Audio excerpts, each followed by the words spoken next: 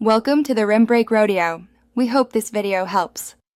In this video, I will explain how to file your Form 1098-T using FreeTaxUSA. First, log into your FreeTaxUSA account and navigate to the Deductions and Credits section. From there, find the Education category.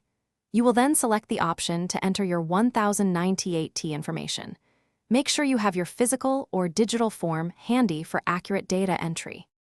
Now, let's input the details from your Form 1098-T.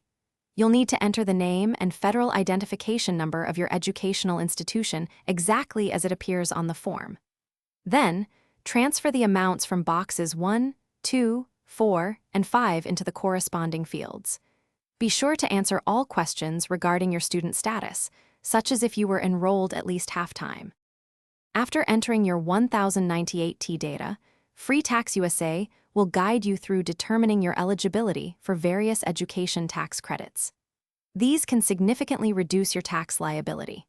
For example, the American Opportunity Tax Credit can provide up to $2,500 per eligible student.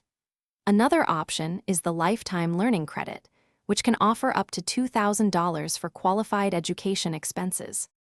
Before finalizing, take a moment to thoroughly review all the education-related information you've entered.